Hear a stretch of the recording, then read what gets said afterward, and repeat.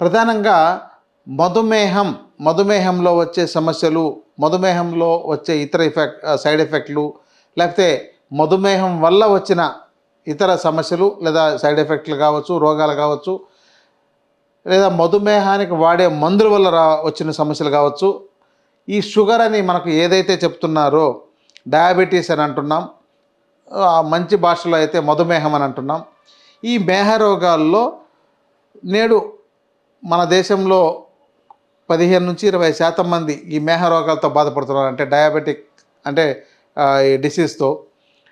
మరి వీళ్లకు కొన్ని రోజుల తర్వాత కాళ్ళలో మంటలు, తిమ్మిర్లు, కాళ్ళలో పుండ్లు, లేకపోతే ఇంకెక్కడైనా భాగాల్లో మానని పుండ్లు ఇలాంటివి తయారవుతున్నాయి. ఈ మధుమేహం ఎలా కంట్రోల్ చేసుకోవాలి అనేది మీకు ఇప్పటికే తెలిసే ఉంటుంది. ఎవరైతే బాధపడుతున్నారో వాళ్ళందరికీ ఇది బాగా తెలిసిందే. ఆధునికమైన మందులు వేసుకుంటున్నారు, లేకపోతే ఆయుర్వేదం కొంతమంది వాడుతున్నారు, కొంతమంది డైట్తో కంట్రోల్ చేసుకోగలుగుతున్నారు, కొంతమంది ఇంకొక రకమైన సిద్ధాంతాలతో ఫాలో అవుతున్నారు. ఏదేమైనా కూడా తీవ్రమైన స్థాయిలో ఆధునిక వైద్యం చాలా బాగా సపోర్ట్ చేస్తుంది. అసలు ఈ మధుమేహానికి మందులు వేసుకోవాలా వద్దా అనేది ఒక పెద్ద ప్రశ్న. ఈ రావడానికి మధుమేహానికి కారణాల్లో మన ఆహారం, జీవన విధానం ఒకటైతే, ఈ మధుమేహం ఒక 4 రకాలుగా ఉంది. దీంట్లో ప్రధానంగా టైప్ 1, టైప్ 2 అని చెప్పని అంటుంటారు. ఈ టైప్ 1 డయాబెటీస్ అనేది మన యొక్క జీవన విధానంలోనే, అంటే మన పుట్టుకతోనే ఒక ఆర్గాన్స్ యొక్క లోపం వల్ల కావచ్చు, వాటి యొక్క బలహీనత కావచ్చు, లేకపోతే అవి సక్రమంగా పనిచేయకపోవడం వల్ల కావచ్చు, తగినంత ఇన్సులిన్ సప్లై చేయలేక, ప్రొడ్యూస్ చేయలేకపోయినప్పుడు దానికి డైలీ ఇంజెక్షన్స్ లాంటివి ఇచ్చుకోవడం ఇలాంటివి చేస్తున్నారు. ఎందుకంటే కొన్ని మందులు ఓరల్గా తీసుకున్న పనిచేయవు కాబట్టి వాటిని ఇన్సులిన్ రూపంలో, ఇంజెక్షన్ రూపంలో ఇవ్వాల్సి వస్తుంది. ఇక డయాబెటీస్ 2 అనేసరికి ఇది మన ఆహారము, జీవన విధానం లోపాల వల్ల వస్తుంది. మరి దీన్ని ఆహార జీవన విధానం లోపాలని మీరు కరెక్ట్ చేస్తే అది చాలా బాగా కరెక్ట్ అవుతుంది.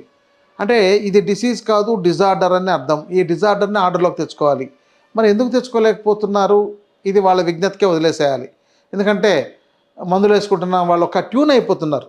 అంటే అందరూ కూడా మందులు వాడాలి, ఇది రాగానే మందులు వేసుకుంటుండాలి, ఇక జీవితకాలం మందులు వేసుకోవాలి అనే విధంగా చుట్టుపక్కల వాళ్ళు కావచ్చు, లేకపోతే వైద్య విధానం కావచ్చు, వాళ్ళని జీవితకాలం వాడేటట్టు ట్యూన్ చేసింది. ఈ మధ్య ఒక 2-3% మంది మాత్రం లేదు, దీన్ని ఆహారం, జీవన విధానంతో కంట్రోల్ చేసుకోవచ్చు అనే విజ్ఞానాన్ని కొంతమంది నేర్చుకొని రకరకాల ఆహార విజ్ఞానాన్ని ఆచరించడం వల్ల అదుపులోకి తెచ్చుకోగలుగుతున్నారు. ఇక ప్రీ డయాబెటిక్ స్టేజ్ వాళ్ళు ఉన్నారు. వీళ్ళైతే ఇక మందులు అవసరం లేదు, కేవలం ఆహార విధానంతోనే కంట్రోల్ చేయొచ్చు. కానీ వాళ్ళు మందులు వాడడం మొదలు పెట్టారంటే తర్వాత వాళ్ళు డయాబెటిక్ పేషెంట్ లిస్టులోకి వెళ్ళిపోతారు.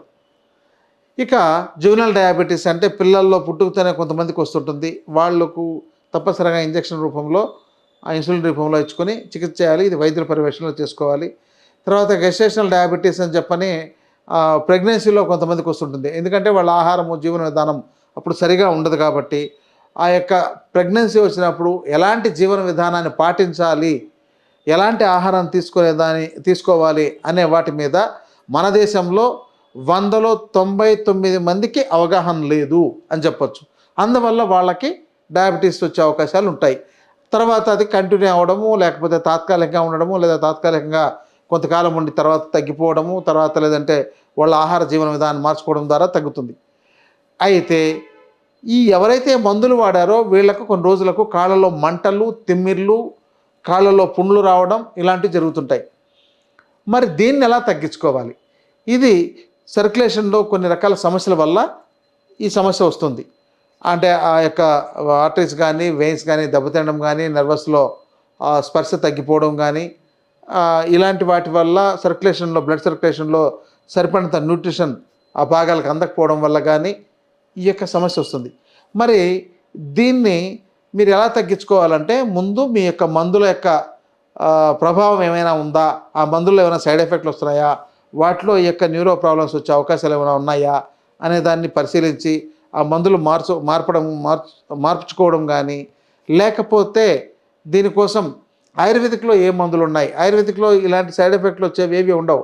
మధుమేహం చాలా ఎంత బాగా తగ్గుతుందంటే, మన శరీరంలో షడ్రుచులు మనకు శరీరానికి కావాలి, కానీ మనం షడ్రుచులు తీసుకోకుండా కొన్ని రుచులకే ప్రాధాన్యత ఇవ్వడం, అంటే తియ్యటి పదార్థాలు, పులుపు, కారం ఇలాంటి వాటికి ఉప్పుకి ఇవ్వడం, చేదు ఒక పదార్థాలను తగ్గించేయడం వల్ల వాటి యొక్క డెఫిషియన్సీ, వాటి యొక్క లోపం వల్ల ఈ సమస్య తయారయ్యే అవకాశాలు ఉంటాయి. కాబట్టి అలాంటి పదార్థాలు కొన్ని ఇవ్వడం ద్వారా ఈ మధుమేహాన్ని అదుపులోకి తీసుకురావచ్చు. తర్వాత ఈ యొక్క మంటలు కానీ, తిమ్మిర్లు కానీ, పుళ్ళు పడడం కానీ ఇలాంటివి ఉన్నట్టయితే ఆ యొక్క కాళ్ళ భాగాలకు రక్త సరఫరా ఇంప్రూవ్ చేయడం ద్వారా ఈ సమస్యను తగ్గించవచ్చు. ఎలా అంటే కేవలం తైల మర్దంతోనే కూడా కొంతవరకు తగ్గుతుంది. రెండవది, మీరు నీటిని బాగా తీసుకోవడం, తర్వాత కొన్ని రకాల హెర్బల్స్ వాడుకోవడం వల్ల ఈ సమస్యను తగ్గించుకోవచ్చు. ఇంకా పుండు లాంటివి పడుతున్నట్లయితే ఆయుర్వేదంలో పంచకర్మ చికిత్సలు కొన్ని ఉన్నాయి. అలాగే జలూకా చికిత్స అనే విధానం ఉంది. ఈ చికిత్సతో ఆ పుళ్ళల్లో, అంటే అక్కడున్న భాగాలకు బ్లడ్ సర్క్యులేషన్ సక్రమంగా లేకపోతే ఆ యొక్క జలూకా చికిత్సతో, అంటే జలగలతో ఆ యొక్క భాగాలకు రక్త సరఫరా అయ్యేటట్టు వాటిని వదలడం ద్వారా అవి ఆ చెడు పదార్థాలనంతా, చెడు రక్తం అన్నంతా అది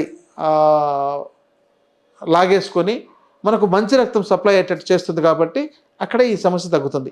కాబట్టి ఈ న్యూరోపతి ప్రాబ్లం వస్తే ఏం చేయాలో అర్థం కాకుండా చాలామంది ప్రశ్నార్థకంగా ఉండిపోతుంటారు. కాబట్టి వీటికి ఆయుర్వేద మూలికల ఔషధాలను వాడితేనే మీకు తగ్గిపోతుంది.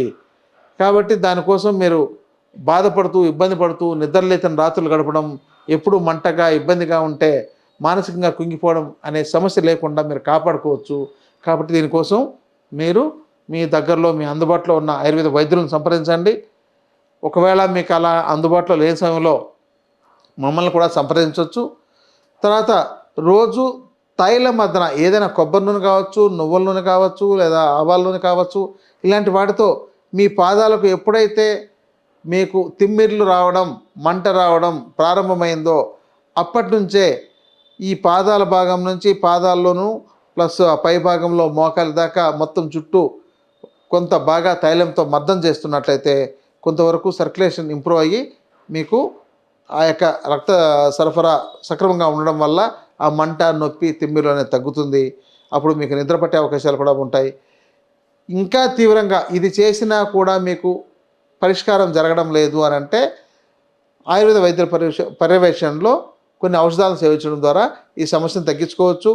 ఆ మానని పుండ్లు చాలా కాలం పాటు, అంటే కొన్ని నెలల పాటు మానకుండా ఇబ్బంది పడుతున్నా కూడా వాటిని కూడా తగ్గించుకోవచ్చు.